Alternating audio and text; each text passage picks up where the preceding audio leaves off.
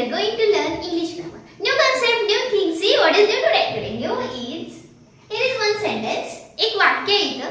हे वाक्य आपल्याला चेंज इनटू पॉझिटिव्ह डिग्री मध्ये करायचं. Change into positive. हे आहे कुठलं वाक्य पहा. द बेस्ट आले म्हणजे हे आहे सुपरलेटिव्ह